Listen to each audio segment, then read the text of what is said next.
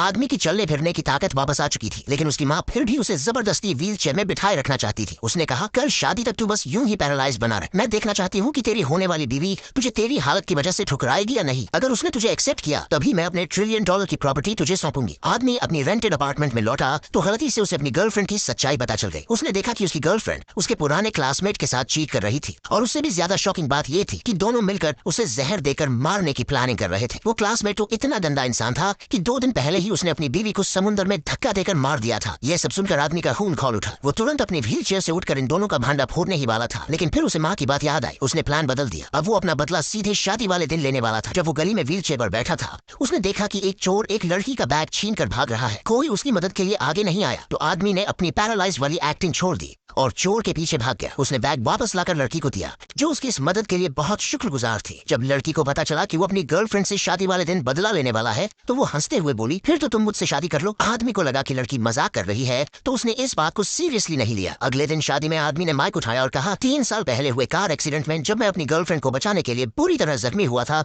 तब से मैं पैरालाइज था। 3 सालों तक ये लड़की मेरे साथ रही, लेकिन आज मैं इसे छोड़ रहा हूँ। पूरी भीड़ सन्न रह गई। कोई यकीन ही नहीं कर पाया कि एक अपाहिज आदमी खुद अपनी खूबसूरत गर्लफ्रेंड को छोड़ रहा था। गर्लफ्रेंड को गुस्सा आ गया और उसने चिल्लाकर कहा, मैं भी कब से तुझे छोड़ना चाहती थी। मैं तुझसे शादी नहीं कर रही हूँ, मैं तेरे पुराने क्लासमेट से शादी कर रही हूँ। जैसे ही उसने ये कहा, पुराने क्लासमेट ने एंट्री मारी। अब वो एक बड़े कॉर्पोरेट ग्रुप के मालिकों से जुड़ा हुआ था और करोड़ों अरबों की संपत्ति का मालिक था। उसने आदमी को तुच्छ समझते हुए उसे नीचा दिखाने की कोशिश की। गर्लफ्रेंड को भी लगने लगा कि अब ये दोनों अलग अलग लेवल के लोग हो गए हैं। आदमी इस अपमान से जल उठा, लेकिन तभी उसका क्लासमेट ऐंठ कर बोला, मैं तुझे $1 लाख दूंगा, बस निकल जाए यहाँ से। और उसे ये नहीं पता था कि आदमी को पैसों की कोई जरूरत ही नहीं थी। आदमी ने उसी वक्त कहा, अगर तुझे मुझसे सच में इतनी नफरत है तो सबके सामने घुटनों पर गिरकर अपनी बेइज्जती कर। इससे क्लासमेट तिलमिला गया और गुस्से में आदमी पर हमला करने ही वाला था, लेकिन उसने सोचा कि भीड़ उसकी साइड लेगी। उसने सबको रिश्वत देने के लिए $10,000 के रेड एनवेलप्स देने का ऐलान कर दिया। लोग लालच में आ गए और उसके सपोर्ट में चिल्लाने लगे। अब तो गर्लफ्रेंड की माँ भी आदमी का मजाक उड़ाने लगी। उसने कहा, इससे तो इसकी गरीब और बेइज्जत फैमिली ने भी छोड़ दिया है। आदमी गुस्से में हंसते हुए बोला, तुम लोगों को लगता है कि मेरी फैमिली गरीब और बेकार है। मेरी फैमिली की असली पावर और पैसा तुम लोग सोच भी नहीं सकते। और भीड़ को लगा कि वो बस झूठ बोल रहा है। तभी उसकी गर्लफ्रेंड ने एक डिवोर्स पेपर उस पर फेंका और चिल्लाई, चल साइन कर इस पर आदमी ने पेपर के टुकड़े टुकड़े कर दिए और कहा, आज डिवोर्स का दिन नहीं है, बल्कि आज का दिन मैं तुझे छोड़ने आया हूँ, क्योंकि मैं अपनी मंगेतर से शादी करने जा रहा हूँ। गर्लफ्रेंड ने हैरानी से हंसते हुए कहा, क्या बकवास कर रहा है? एक अपाहिज आदमी से कौन शादी करेगा? तभी अचानक शादी के हॉल में एक रॉयल वेडिंग ड्रेस पहने एक लड़की ने एंट्री मारी। सबकी आंखें फटी की फटी रह गई, क्योंकि वो कोई और नहीं बल्कि शिनरूप की वारिस थी। वो सीधे आदमी के पास आई और उसने सबके सामने, क्या तुम मुझसे शादी करोगे कहकर प्रपोज कर दिया।